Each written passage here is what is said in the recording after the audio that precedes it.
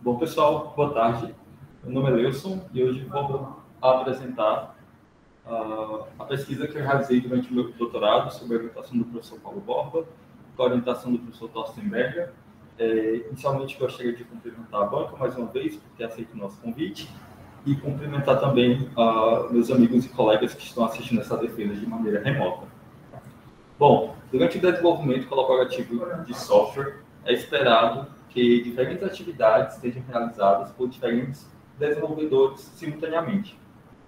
Como resultado desta prática, nós podemos observar alguns aspectos positivos, como o aumento da produtividade do time, uma vez que essas diferentes atividades são realizadas em paralelo, bem como uma diminuição do tempo necessário para a entrega de novas releases de um produto, ou seja, time to market.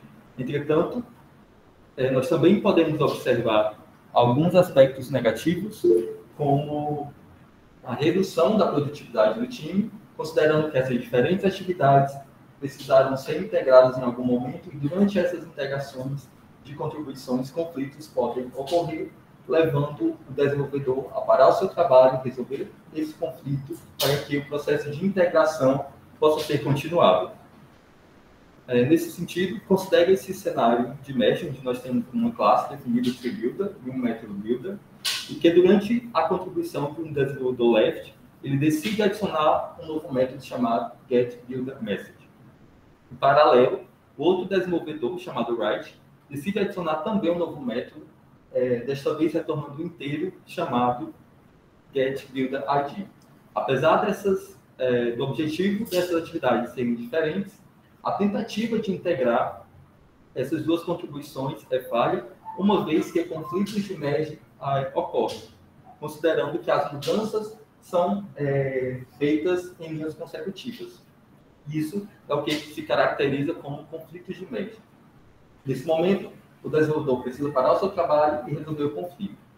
Nesse sentido, pesquisas foram realizadas com o intuito de entender como esses conflitos acontecem, bem como o desenvolvimento de ferramentas capazes de solucionar conflitos sem a necessidade de intervenção humana, como ferramentas de merge estruturado e semi-estruturado, que podem resolver o conflito de merge anterior sem a necessidade de intervenção do desenvolvedor.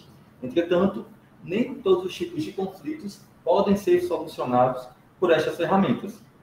Por exemplo, considere esse outro cenário de merge, onde nós temos um método da classe TreeBuilder declarado, chamado Ignore Attributed Node Probability, que durante a contribuição de um desenvolvedor left, ele decide renomear esse método, que agora passa a ser chamado de Attribute Minority Strategy.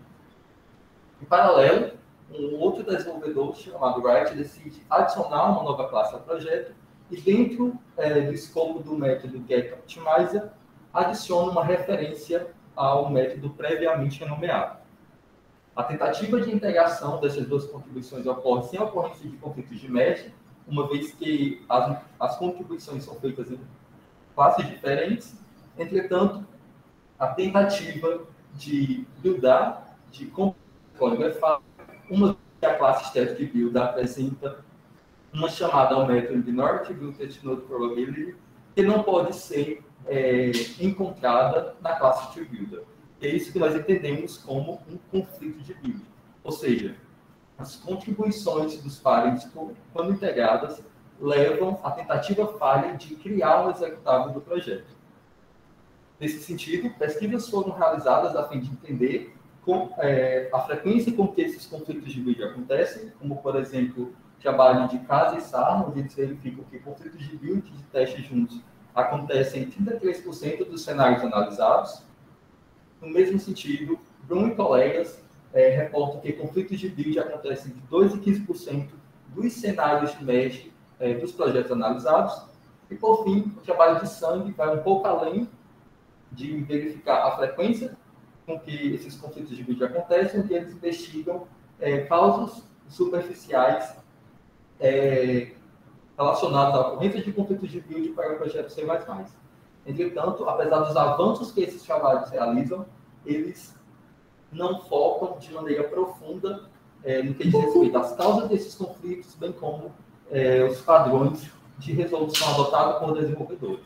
Além do mais, eles analisam a ocorrência de conflitos em uma amostra de 4 projetos, respectivamente. Assim, dada essa necessidade de entender quais são as causas de conflitos de build, bem como os padrões de resolução adotados, como primeira parte do nosso trabalho, nós buscamos entender qual é a frequência, as causas e os padrões de resolução adotados para conflitos de build. Para tanto, nós realizamos um estudo empírico, onde nós inicialmente selecionamos projetos Java hospedados no GitHub que fizessem uso do Travis CI, uma vez que nós gostaríamos de ter acesso não somente ao código-fonte do projeto, mas também às builds associadas a cada commit do cenário de Mesh, bem como, posteriormente, nós também utilizamos a infraestrutura do Travis para criar builds que não estivessem disponíveis previamente no projeto. Em seguida, nossos scripts começam a analisar os arquivos de build associados às builds dos commits de merge, a fim de remover cenários onde as quebras não fossem motivadas pelas contribuições dos desenvolvedores. Então, por exemplo, nesse caso, nós temos 3 exemplos de quebras de build que ocorrem por faltas externas. O primeiro erro é em decorrência de um artefato que não pode ser encontrado, ou seja, uma dependência a um serviço externo, e como as 2 segundas se tratam de políticas internas do próprio Travis. Uma vez identificados esses cenários, nossos scripts removem estes cenários de média da nossa análise e passa para o passo 3, onde busca-se verificar a ocorrência de conflitos de build. Para tanto, nossos scripts eles usam de 2 abordagens principais. Na primeira, eles voltam a usar as informações que podem ser extraídas do log das builds associadas ao merge commit de cada cenário de merge analisado. Então, por exemplo, para o nosso exemplo de motivação, nós podemos extrair 3 informações principais. A primeira, a classe onde acontece o conflito, como destacado em vermelho. A segunda, o elemento que deveria estar disponível, ou seja, a referência que não pode ser satisfeita, como destacado em azul. E, por último, a classe onde esse elemento deveria estar declarado, nesse caso, destacado em laranja. Com base nessas informações, nossos scripts exploram o histórico do projeto, a fim de extrair as mudanças feitas por cada um dos parentes. Então, nesse caso, nós utilizamos o Gumtree, que oferece um diff sintático entre 2 arquivos. Uma vez que Gumtree não nos fornecia informação a nível de método, nós estendemos Gumtree para atender às nossas necessidades, e assim nós rodamos, utilizamos o Gumtree entre cada um dos commits parents, do cenário de merge, e o commit base, que é o commit em comum, onde os parents começaram a diferir. Em seguida, nossos scripts buscam verificar, estabelecer a relação de conflito, de contribuição conflitante. Então, por exemplo, acessando o log das mudanças feitas na classe Builder, nós podemos ver que a atualização de um nome de Minority Build Node Probability para Attribute Minority Strategy, enquanto que o log da classe Static Builder modificado pelo outro desenvolvedor a adição de uma referência ao método Minority Build Node Probability. Logo, nossos scripts conseguem inferir a ocorrência de conflito, uma vez que um parent adiciona uma referência a um elemento, enquanto o outro realiza um update no nome desse método, desse elemento referenciado. Para casos em que nossos scripts não podem realizar essa análise por conta de deficiências na nossa abordagem, ou mesmo informações imprecisas, não completas, a partir do log das builds, nós utilizamos uma segunda abordagem baseada no status das builds de todo o cenário de mesh. Então, por exemplo, nesse caso, considere que além do acesso ao código-fonte, nós também temos acesso ao status das builds associados a cada um dos commits analisados.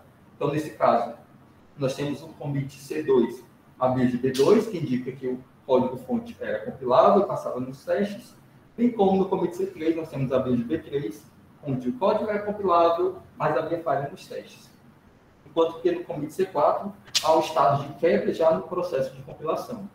Assim, considerando que o commit C2 e C3 já apresentavam estado superior ao processo de compilação, localmente, nossos scripts realizam uma replicação do cenário de merge, nesse caso, integrando o commit C2 e C3, criando esse commit C4 linha, e posteriormente compara se esse commit é igual ao commit que se encontra no GitHub. Uma vez que essa comparação é verdadeira, nós podemos inferir que um conflito foi detectado, considerando que antes da integração, os parentes eram compiláveis e, após a integração, há uma quebra do processo de build e essa quebra não é relacionada a fatores externos. Assim, nós podemos responder a nossa primeira questão de pesquisa, que diz respeito à frequência com que conflitos de build ocorrem. Como resultado, nós identificamos 239 conflitos de build em 65 cenários de média, a partir de 37 projetos. Comparando esse número aos números identificados em trabalhos relacionados, ele representa uma pequena taxa de ocorrência de conflitos. Entretanto, nós acreditamos que conflitos acontecem localmente, no workspace privado dos desenvolvedores, mas eles resolvem esses conflitos antes de enviarem as suas contribuições para os respectivos repositórios remotos. Adicionalmente, nós verificamos que diferentes conflitos de builds podem acontecer em um mesmo cenário de merge, considerando que as causas para um conflito independem entre si. Uma vez que nós tínhamos acesso à ocorrência desses conflitos, nós queríamos entender quais eram as causas associadas a eles. Assim, nós seguimos adiante a fim de identificar essas causas, respondendo à nossa segunda questão de pesquisa, onde nós reportamos um catálogo de causas de conflitos de build, reportando que a causa mais frequente de conflitos de build é justamente símbolo disponível, como apresentado previamente no exemplo de motivação. Essa referência a um símbolo disponível pode ser tanto uma variável local, um atributo de uma classe, um método ou mesmo a própria classe completa. Adicionalmente, nós também percebemos que dependências não planejadas também causam conflitos de build. Por exemplo, nesse cenário, nós temos no commit base uma interface chamada substitution, e que durante a contribuição de um desenvolvedor letter, ele decide adicionar uma nova interface chamada substitution, que estende a interface anterior, bem como uma classe que implementa essa interface chamada substitution implementation. O outro desenvolvedor, não ciente das mudanças feitas, adiciona um novo método a essa interface chamado compose function. Novamente, as mudanças podem ser integradas, conflitos de merge não ocorrem, entretanto, durante o processo de compilação, um erro é reportado, uma vez que a classe adicionada por left, substitution implementation, não apresenta a implementação do método compose function adicionado previamente pelo desenvolvedor write na interface substitution. Uma vez que nós tivemos acesso às causas de conflitos de build, nós também queríamos entender como esses conflitos eram resolvidos. Assim, nós passamos para a última parte do nosso estudo, onde nós investigamos os padrões de resolução adotados.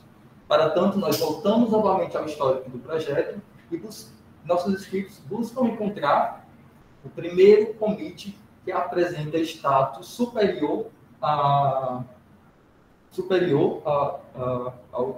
status de falha por conta de erro de compilação e, novamente, utilizamos o GAMTree para acessar as informações entre esse suposto commit de fix e o commit onde o conflito de build aconteceu. No caso do nosso exemplo, nós podemos verificar aqui na classe static builder a remoção do elemento, da referência ao elemento ignore attribute exploit probability, e nos levando a concluir que a forma como o conflito foi resolvido foi removendo a referência ao elemento.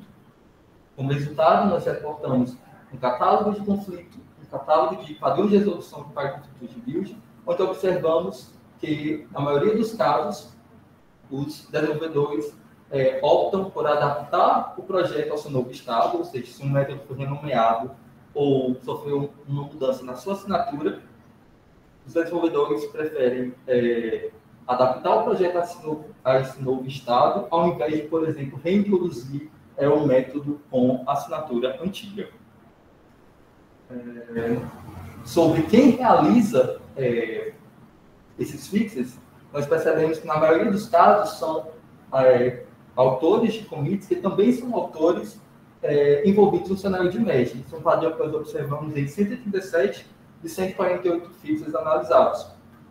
Assim, isso nos leva a crer que conflitos de build são mais difíceis de serem resolvidos do que conflitos de merge e, portanto, autores que já estão envolvidos no cenário de merge podem resolver esses conflitos de maneira mais rápida.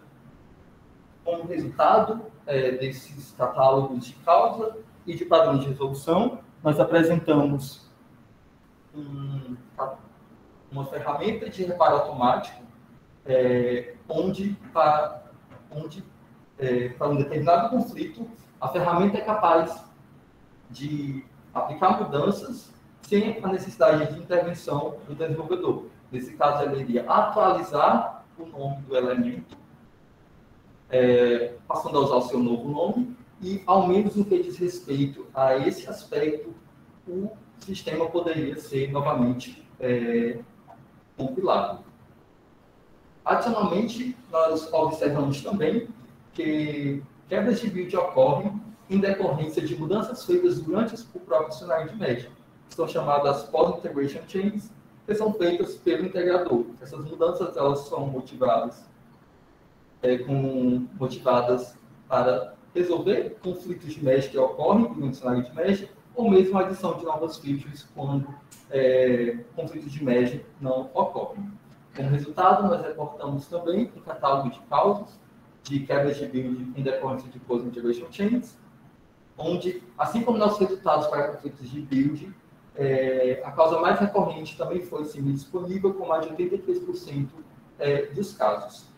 Adicionalmente, nós reportamos uma nova categoria para esse tipo de problema, chamado Malformed Expression, que é justamente quando o código-fonte resultante da integração é sintaticamente correto, ou seja, acontece um conflito de merge e a maneira como o desenvolvedor resolve esse conflito torna o código sintaticamente correto, por exemplo, a ausência de um ponto e vírgula ao final da declaração de uma variável. Como contribuições desse primeiro estudo, nós podemos destacar os catálogos de causas e de padrões de resolução de conflitos de build, uma ferramenta de reparo automático capaz de solucionar esses problemas, um catálogo de quebras de build causada por post-integration chains, e, por último, os scripts que nós usamos para realizar o nosso estudo, que podem ser usados para a realização de novos estudos, bem como a replicação do estudo apresentado. Tá, nós observamos que conflitos em contribuições podem conflitar em contexto estático semântico, mas se as contribuições também pudessem conflitar em contexto dinâmico semântico. Por exemplo, considere esse cenário que nós temos a classe text no commit base, e observando o escopo do método cleanText, onde ele realiza algumas mudanças em um string, há um estado de redundância, uma vez que o método normalize whitespace é chamado duas vezes, a partir do método cleanText, bem como a partir do método remove duplicated words. Uma vez que os desenvolvedores percebem esse estado de redundância, eles decidem eliminar uma dessas chamadas. Então, o desenvolvedor lecture decide remover a chamada normalize whitespace a partir do método cleanText, enquanto o desenvolvedor write decide remover a partir do método remove duplicated words, bem como adiciona uma nova chamada ao método update point format no método cleanText. Novamente, as mudanças podem ser integradas sem acontecer de conflitos de merge. Considere que conflitos de build também não ocorrem. Entretanto, nós percebemos que o comportamento do método cleanText foi alterado, uma vez que não há mais tratamento para espaços em branco, uma vez que não há mais chamada a esse método a partir do método cleanText, apesar desse método se encontrar declarado na classe teste. Detectar esse tipo de mudança de comportamento é difícil, entretanto, algumas abordagens podem ser usadas, como, por exemplo, uso de code review, ou mesmo a execução de testes do próprio projeto. Entretanto, apesar da eficiência dessas técnicas, ainda é esperado que conflitos, que problemas desse tipo escapem e que o usuário final tenha contato com esse comportamento inesperado do sistema por meio de bugs ao uso de um sistema. Nesse sentido, estudos prévios buscam verificar a ocorrência de conflitos de teste, onde nós temos o trabalho, novamente, de Cabo e Sarno, que reporta que conflitos de lead teste juntos ocorrem em 33% dos cenários analisados, bem como o trabalho de Bruno e colegas, que reporta que conflitos de teste ocorrem em 6 e 35% dos cenários dos projetos analisados. E, por último, o trabalho de Mulher e Curva, onde eles reportam que conflitos de teste ocorrem em pouco mais de 2% dos cenários analisados. Apesar dos avanços que esses trabalhos trazem, a detecção de conflitos de teste depende diretamente da qualidade das suítes de teste dos projetos analisados, uma vez que eles usam essas suítes para a detecção. Ou seja, se a suíte não tiver uma boa cobertura e uma boa qualidade, espera-se que conflitos escapem. Tá, mas e se a gente pudesse gerar novos casos de teste para as mudanças que estão sendo feitas durante o cenário de mesh? Então, por exemplo, que para o nosso exemplo de motivação anterior, nós dessemos como entrada o commit do desenvolvedor left para uma ferramenta como Hadoop e como resultado nós temos o teste criado. Inicialmente, ele cria um objeto da classe onde o método que foi alterado pelos desenvolvedores está declarado. Depois, ele adiciona uma string ao atributo text, chamado d_d_dog. Depois, há uma chamada ao método alvo, que foi modificado. E, por último, há uma access que verifica se a string resultante não contém espaços em branco duplicados. Executando esse caso de teste no commit right, a session passa, uma vez que no commit left havia uma chamada ainda ao método normalize whitespace. Executando em base também passaria, uma vez que nesse commit havia ainda o estado de redundância. No commit write também passaria, considerando que também havia uma chamada ao método normalize whitespace. Entretanto, quando executado no commit de merge, a session falha, considerando que há 2 espaços em brancos consecutivos. Assim, nós poderíamos dizer que um conflito de teste foi detectado, considerando que a falha, que o status de falha do caso de teste do commit M, do commit de mesh, confirma que as mudanças dos pares interferem entre si quando integradas. Assim, a fim de avaliar o potencial de detectar conflitos de teste, usando teste de regressão e ferramentas de geração de teste, nós realizamos o segundo estudo, onde inicialmente nós selecionamos cenários de mesh de estudos prévios, bem como cenários de mesh de novos estudos. Para tanto, nós filtramos cenários de mesh onde os parent commits, ou seja, os desenvolvedores, alteravam o mesmo elemento da classe, que poderia ser tanto um método, um construtor ou a declaração de um atributo. Em seguida, nós passamos para a geração de executáveis, uma vez, como informado anteriormente, nós precisamos indicar o código que deverá ser usado para as ferramentas de gerarem teste. Assim, para os 85 casos da nossa amostra, nós utilizamos 3 abordagens principais para a geração desses executáveis. Na primeira, nós utilizamos nosso framework chamado Mine Framework, que utiliza a infraestrutura do Travis para gerar builds e, posteriormente, gerar esses executáveis. Depois, uma abordagem manual, onde contamos com o suporte de alguns pesquisadores. E, por último, o OceanX, que é uma ferramenta que gera executáveis em um contexto local. Como resultado, nós geramos 3 tipos de versões de executáveis. A primeira, a original, que diz respeito ao código que se encontra no GitHub.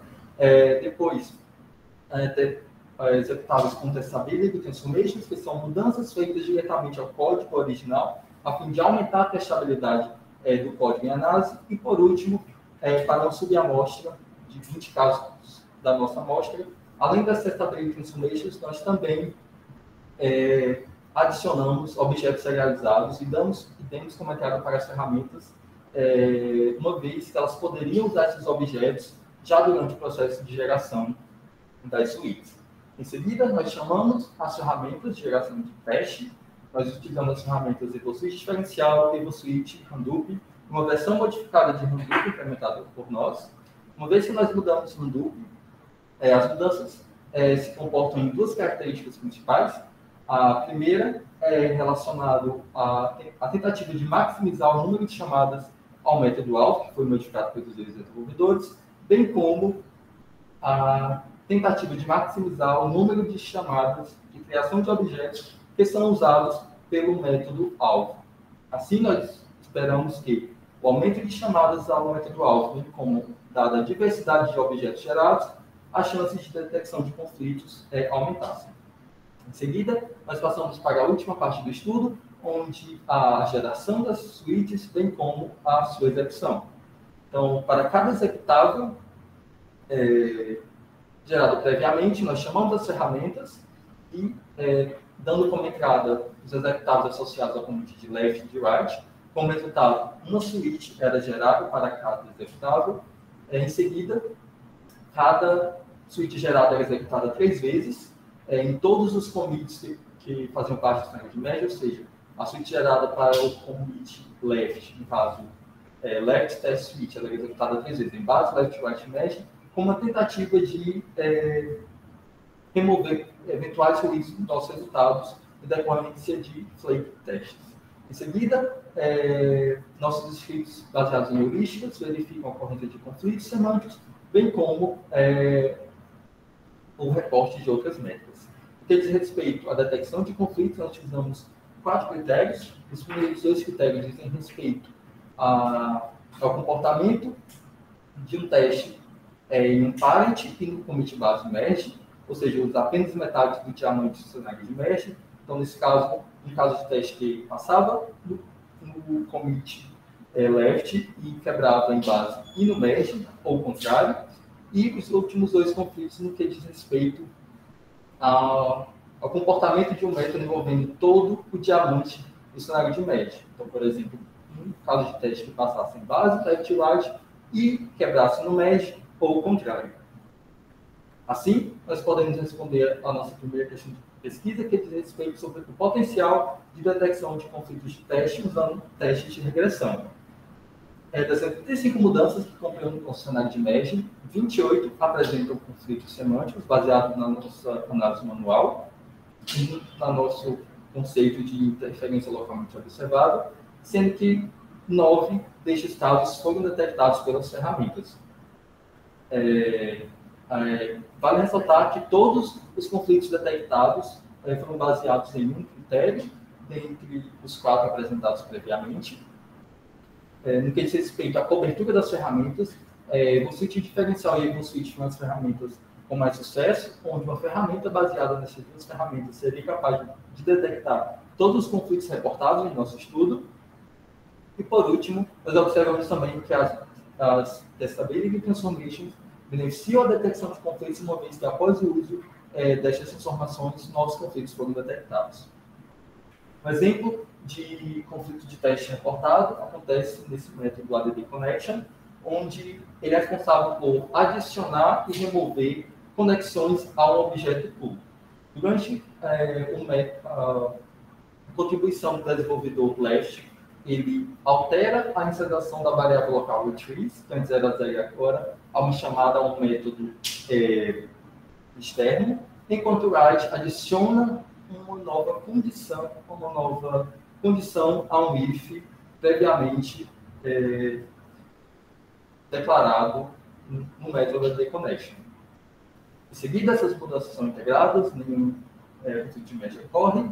Entretanto, espera-se que o número de conexões criadas diminua, considerando a mudança feita no primeiro if, onde espera-se uma restrição de acesso ao método que incrementa uma conexão ao objeto público.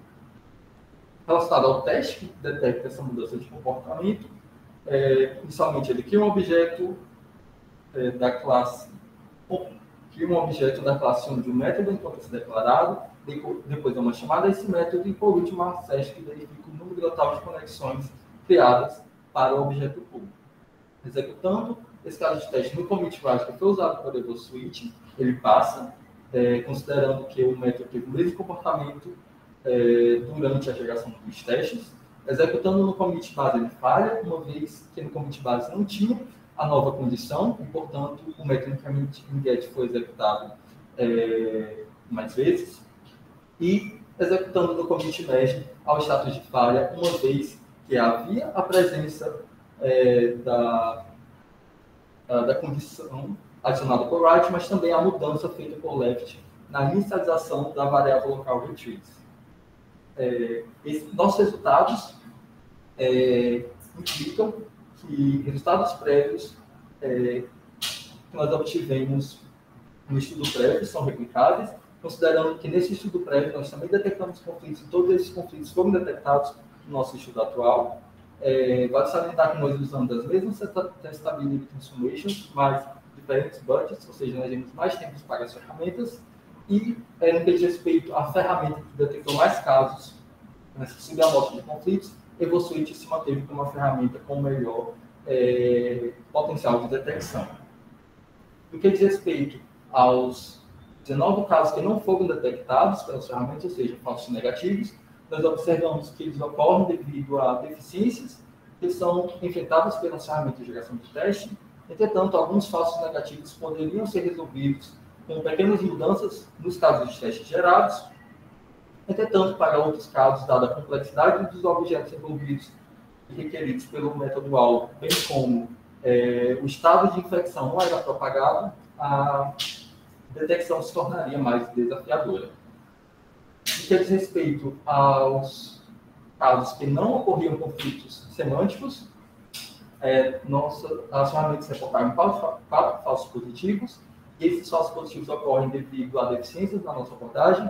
Por exemplo, os critérios de detecção são satisfeitos, entretanto, a session que falha não explora o método-alvo. Por exemplo, nesse cenário de média nós temos as classes Ricardo, config e Ricardo Pool. Durante a contribuição do desenvolvedor left, ele altera o retorno do método getAcquireDelay, enquanto o desenvolvedor right adiciona uma condição ao if previamente adicionado.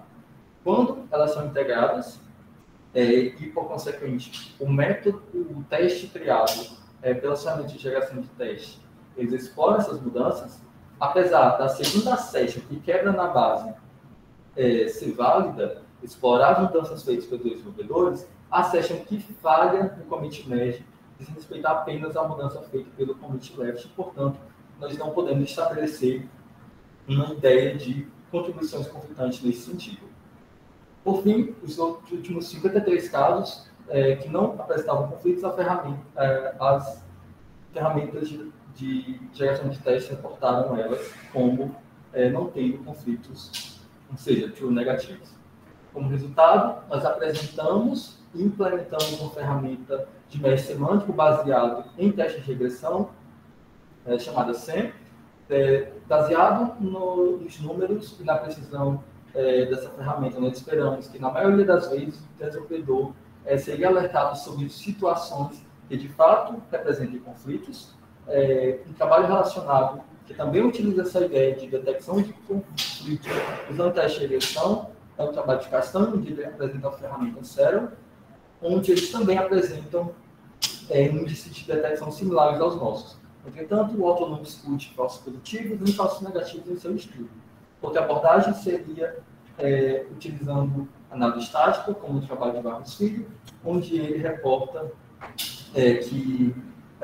reporta a detecção de interferência baseada no seu conceito, onde para 57% dos conflitos reportados seriam falsos positivos, ou seja, havia a possibilidade de interromper o trabalho do desenvolvedor para casos que de fato não seriam conflitos. Tá, uma vez que nós detectamos conflitos, avaliamos o potencial e dado um alto número de falsos negativos, nós queríamos entender que as ferramentas de geração de testes poderiam ser usadas, ao menos para detectar parte da mudança feita pelos dois desenvolvedores, ou seja, detectando mudanças gerais de comportamento. Então, por exemplo, agora a gente já estava procurando um caso de teste, por exemplo, quebrasse no commit e no commit posterior passasse ou o contrário. Como resultado, nós verificamos que EvoSuite detecta mais mudanças de comportamento em todas as ferramentas, detectando 47 das 89 mudanças de comportamento reportadas. Diferentes dos nossos resultados para conflitos de teste, não há combinação entre as ferramentas capazes de detectar todas as mudanças de comportamento detectadas. E, por último, apesar de objetos serializados não terem sido úteis na detecção de novos casos de conflitos de teste, elas foram úteis na detecção de mudanças de comportamento. Entretanto, nós não observamos nenhuma mudança de comportamento que foi detectada baseada nas mudanças feitas pelos pares nos meios onde os mesmos elementos foram modificados, ou seja, onde ocorria um conflito semântico. Tá, uma vez que nós verificamos que essas ferramentas detectam mudanças de comportamento, nós queremos saber qual ferramenta detectava mais testes mais relevantes, ou seja, testes que detectavam mais mudanças de comportamento.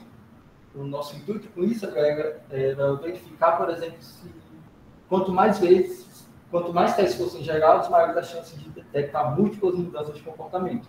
Como resultado, nós observamos que o Hadoop Clean ele gera mais testes quando comparado com o EvoSuite e Hadoop, onde obteve significância estatística, e nós acreditamos que isso ocorre devido à tentativa de maximizar o número de chamadas ao método-alvo em análise. Uma vez que nós implementamos mudanças que possam possibilitar o Hadoop Clean a lidar com objetos mais diversos, nós queríamos saber se de fato isso acontece na prática.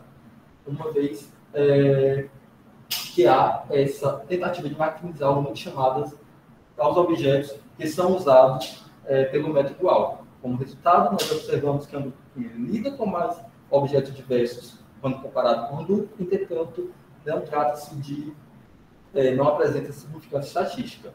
Nós observamos que budgets maiores, ou seja, sobre mais tempo para as ferramentas, essa observação é válida, onde o Hadoop ganha de Hadoop em 51% e 56% dos casos, respectivamente. Nós acreditamos que esse ganho é justamente pela tentativa de maximizar o número de chamadas aos objetos-alvo, o número de tentativas de criar objetos que são usados pelos métodos-alvos. No que diz respeito ao Hadoop Clean chegar, ao menos, no método onde acontece o conflito, uma vez que nós também implementamos essa mudança, nós queremos saber se o Hadoop Clean ganhava de Hadoop. Como resultado, nós observamos que o Hadoop Clean ele chegava frequentemente ao método-alvo, comparado a Hadoop, mas, novamente, assim como o resultado anterior, essa mudança essa observação não apresentava significância estatística. Diferente do resultado anterior, essa observação só era válida quando a ferramenta chamada com um budget de 2 minutos, uma vez que ela ganhava em 43, 58 suítes geradas, e para o budget de 5 minutos, elas empatavam. Novamente, acreditamos que esse ganho se dá por conta das tentativas de chamada ao método-alvo. E, por último, uma vez que nós implementamos essas mudanças em Hadoop, nós queríamos ver se, de fato, chamar mais vezes o método-alvo, bem como usar métodos mais diversos, se isso poderia impactar na cobertura do código-alvo, ao menos no que diz respeito ao nível de instrução. Como resultado, nós observamos que, na maioria dos casos, Hadoop e Hadoop eles reportam as mesmas taxas de cobertura. Isso se dá considerando que nós não alteramos o algoritmo de Hadoop para a criação de objetos, então espera-se que os objetos criados apresentem apenas mudanças sempre que sim. Entretanto, nós observamos também que budgets maiores, ou seja, dou mais tempo para as ferramentas, elas conseguem atingir uma cobertura melhor. E, por último, quando nós damos como entrada objetos serializados, uma das ferramentas atinge uma cobertura melhor, onde Hadoop Clean consegue atingir uma cobertura ainda melhor do que Hadoop, considerando que Hadoop Clean serializa mais objetos e usa durante o processo de geração. Assim como contribuições desse estudo, nós podemos destacar a nossa ferramenta SEM, uma ferramenta de médio semântico baseada em teste de regressão, nós trazemos evidências sobre a detecção de conflitos semânticos usando o teste de regressão, realizamos uma avaliação das ferramentas de geração de teste no que diz respeito à detecção de conflitos e mudanças de comportamento, e, por fim, apresentamos um dataset com conflitos de teste e ground truth baseado no nosso conceito de interferência localmente observável. Em resumo, esse trabalho buscou atender a uma demanda da literatura no que diz respeito a uma lacuna sobre a capacidade de detectar, entender e resolver conflitos de build e teste. No que diz respeito a conflitos de build, nós realizamos um estudo onde reportamos um catálogo de causas de conflitos de build, como de padrões de resolução, e como resultado propomos uma ferramenta de reparo automático capaz de resolver esses conflitos sem a necessidade de intervenção do desenvolvedor.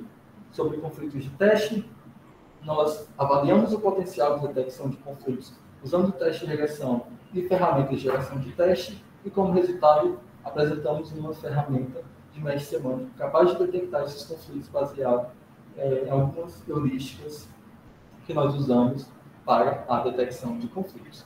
Assim, eu encerro a minha apresentação e estou aberto às perguntas da banca. Essa aí, professor, está com uma longa. Eu vou só parar a apresentação.